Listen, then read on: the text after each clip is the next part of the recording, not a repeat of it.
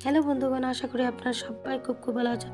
আপনার আশীর্বাদে আমিও খুব ভালো আছি। আর এখানে দেখতে পাচ্ছেন আন্ডা মানে কি, ডিম তরকারি। তো ডিম তরকারিটা আমার মেয়ে রান্না করেছে। কালকে রাত্রে আসতে আসতে অনেকটাই লেট হয়ে গেল, তো মেয়ের আর ধৈর্য হলো না, অপেক্ষা করতে করতে নিজেই রান্না করেছে ভাত আর ডিম তরকারি। পরে ও নিজে নিয়েই বসে পড়েছে। তো আমার জন্য অনেকটাই হেল্প হলো।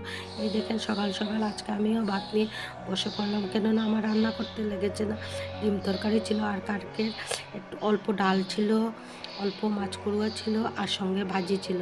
কেননা ওদের সঙ্গে আজকে আমার যেতে হবে হসপিটালে। কালকে ওরা বারবার বলেছে যাওয়ার জন্য।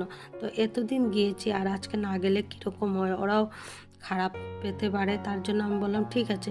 তো আমার জন্য একটু হেল্প করেছে আমার মেয়ে, গতকালকে রাত্রেবেলা রান্না করে রাখায়। তো দেখেন, এখন 12টা 12:30 নাগাদ বেজে যাচ্ছে। তো আমরা এখন যাচ্ছি হসপিটালে। কেন যাচ্ছি? ওর সেলাই কাটতে। আজকের ওর সেলাইটা, নাকের সেলাইটা কেটে নেবে। তো বর্তমানে আমরা এসে পড়েছি। কোথায় এসেছি? শিলচর গ্রিন হিলসে। ওইটা দেখলে, মানে কোনো হসপিটাল দেখলে আমার অনেক ভয় লাগে। কেননা হসপিটাল মাত্রই মারাত্মক জিনিস। বা আপনি হসপিটাল নামটা শুনলে সবারই একটু না একটু ভয় লাগে।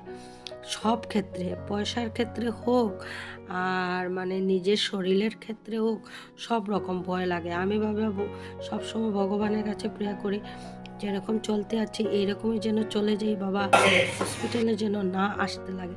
তো এখানে আসার পরে অনেক ফর্মালিটি ওরা দেখছে, যে স্যারকে বলবে ওটির মধ্যে আসার জন্য, ওর সিলাই কাটার জন্য। তো আমি এখানে বসতে বসতে আমার আর ভালো লাগছে না। আমি তো একটু মানে ফানি টাইপের লোক, আর এক জায়গায় বসতে বসতে আমার হাত পা যেমন ঠান্ডা হয়ে যাচ্ছে। আমি কি করলাম, এই গ্রিন হিলস হসপিটালের পুরো উপর তলাতে আমি চলে গেলাম। আর এদিকে ভিডিও করতে করতে আমি চালাকিত করে হসপিটালের যে ক্যান্টিনটা, ওইটাও আমি ভিডিও করে নিলাম। ক্যান্টিনটা দেখেন এত জঘন্য। এইখানে আমি আজকে নিজের চোখকে স্বচক্ষে দেখেছি বলে আপনাদেরকে বলছি। শুধু এইখানে না, সব জায়গাতেই ক্যান্টিনগুলি এইরকম নর্দমা থাকে। যাই হোক, তারপরে কি হলো, এখন ওকে নেওয়া হয়েছিল ওটি রুম থেকে বের করে ওকে এখন বোঝানো চলছে যে ওর যদি হাঁচু এসে পড়ে তাহলে আবার নাকে দিকে ব্লিডিং আসতে পারে। হাঁচু না আসার জন্য একটা প্রসেস দেখাচ্ছে। তো সেই প্রসেসটা আমিও শিখে নিলাম, যাওয়ায় আমারও একটু ভালো হলো। তো ঠিকই আছে দেখেন।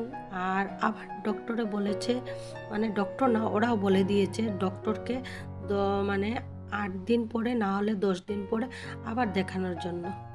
আর এইখানে এখন আজকে আবার অনেকটা ওষুধ দিয়েছে, ড্রপ দিয়েছে। তো এখানে বুঝিয়ে দিয়ে মানে দেওয়া চলছে যে আপনারা পেশেন্টকে এইরকম 3 ঘন্টা পর পর ড্রপ দেবেন, ওষুধটা খাওয়াতে লাগবে, এই করতে লাগবে, সেই করতে লাগবে। ড্রপ দিবে, বিকালে একবার ড্রপ দিবে, রাত্রে একবার ড্রপ দিবে, ঠিক আছে? আর আজকে 3 ঘন্টা পর পর ড্রপটা দিবে, ঠিক আছে? হ্যাঁ, এই দুইটা, অট্রেভিন অ্যাসিড ড্রপ আর বট্টো ড্রপ।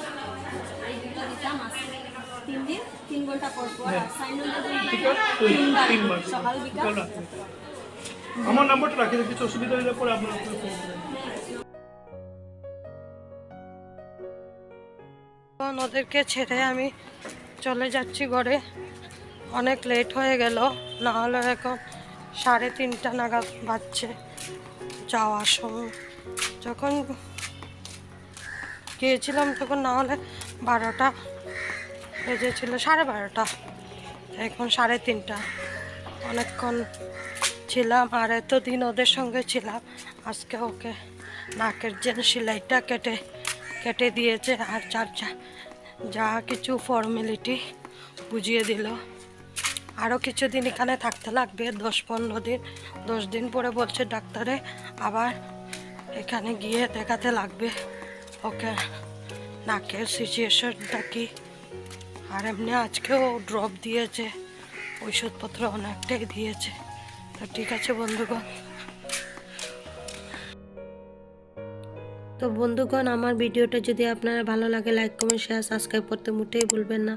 তারপরে দেখেন বন্ধুগণ, ঘুম থেকে উঠে একদম মনটা ভালো লাগছে না, একটু শুয়ে পড়েছি। এত ঠান্ডা লেগেছে। হসপিটাল থেকে এসে তো হাত মুখ না ধুয়ে কীভাবে ঘরে ঢুকবে, আমাদের নিয়ম আছে। তো কি করলাম, আমার মেয়ে মানে টিউশনি থেকে আসার সময় অনেকগুলা 12 মজা নিয়ে এসেছে। তা আমি 12 মজা খেতেই আছি। আজকের জন্য এতটুকুই বন্ধুগণ, কালকে আবার দেখা হবে।